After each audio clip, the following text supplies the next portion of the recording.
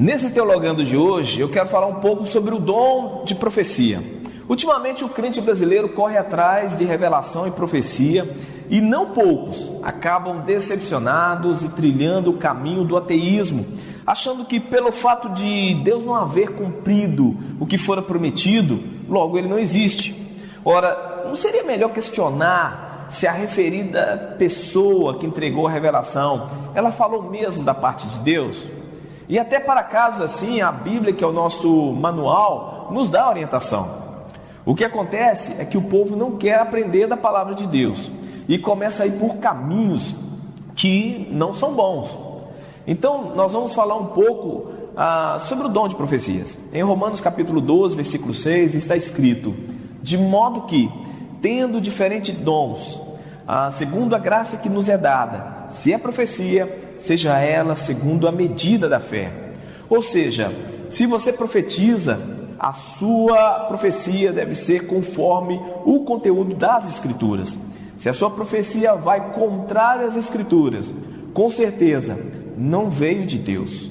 Como o mesmo apóstolo disse, até um anjo, se descer do céu e trouxer um outro evangelho, que seja maldito. Algumas coisas que devemos considerar sobre o dom de profecias. Em 1 Coríntios capítulo 14, versículo 29 a 33, está escrito assim: tratando-se de profecias, falem 2 ou 3, e os outros julguem cuidadosamente o que foi dito. Se vier uma revelação a alguém que está sentado, cale-se o primeiro, pois vocês todos podem profetizar, cada um por sua vez, de forma que todos sejam instruídos e encorajados. Os espíritos dos profetas estão sujeitos aos profetas, pois Deus não é Deus de desordem, mas de paz. Veja bem o que está escrito, é o ensinamento do apóstolo a uma igreja. Então a primeira lição que tiramos aqui é que a profecia não é proclamada em estado de êxtase.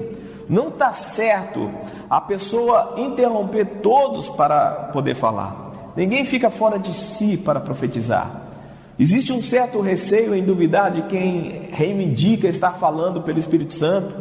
É proibido duvidar, pois isso pode parecer blasfêmia, mas o texto que lemos ensina que precisamos questionar e julgar. Não é para ficar desconfiando de tudo e de todos e procurando até em vírgulas algum erro do profeta, mas é ter discernimento espiritual. Fazer como os bereanos, que quando Paulo pregou para eles, os mesmos conferiam nas Escrituras. E isso é o mais importante, se a profecia está de acordo com as Escrituras.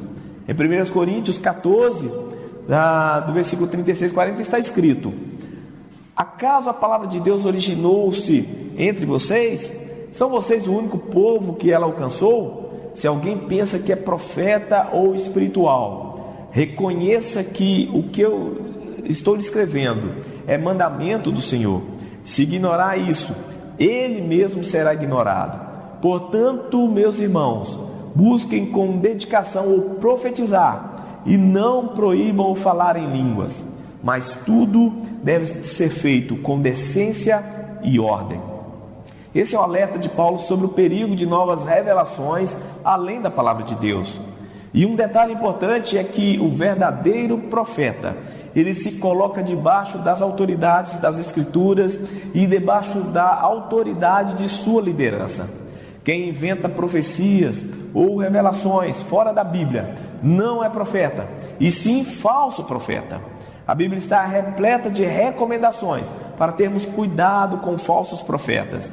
Eu vou deixar aqui apenas mais uma citação do apóstolo João, escrito na primeira carta, capítulo 4, versículo 1, que diz assim: amados, não deis créditos a qualquer espírito, antes, porém, avaliai com cuidado se os espíritos procedem de Deus, porquanto muitos falsos profetas têm saído pelo mundo.